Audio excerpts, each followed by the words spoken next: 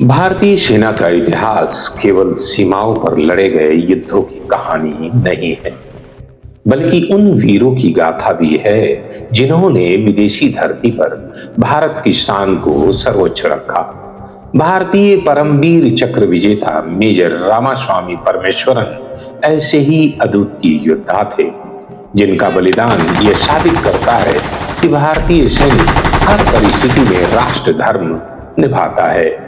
नमस्ते, मैं मधुकर, आप देख रहे हैं बिंदास बोल।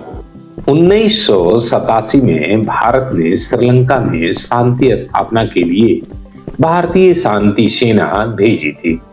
मेजर रामास्वामी परमेश्वरन उस समय महार रेजिमेंट में कंपनी कमांडर थे। उनका कार्य था श्रीलंका के उत्तरी क्षेत्र में उग्रवादी गतिविधियों पर नियंत्रण और शांति बहाली करना। यह मिशन जितना शांत दिखता था उतना ही खतरनाक भी था।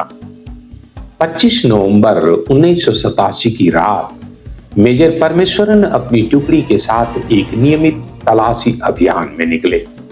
अंधेरे में छिपे उग्रवादियों ने अचानक घात लगाकर हमला कर दिया। गोलियों की बौछार में कई जवान घायल हो गए। स्थिति बेहद गंभीर थी, लेकिन मेजर परमेश्वरन ने धैर्य नहीं खोया। उन्होंने तुरंत आगे बढ़कर मोर्चा संभाला और स्वयं सबसे आगे रहकर जवाबी कार्रवाई शुरू की।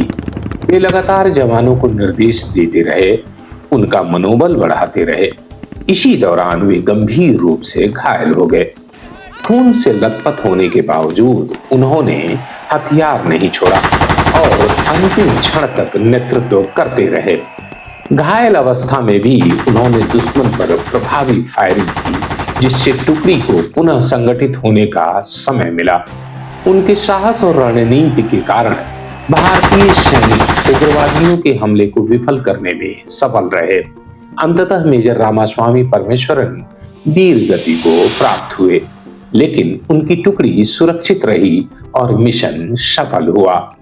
उनका यह बलिदान केवल एक सैनिक की शहादत नहीं थी, बल्कि यह संदेश था कि भारतीय सेना का नेतृत्व कभी पीठ नहीं दिखाता।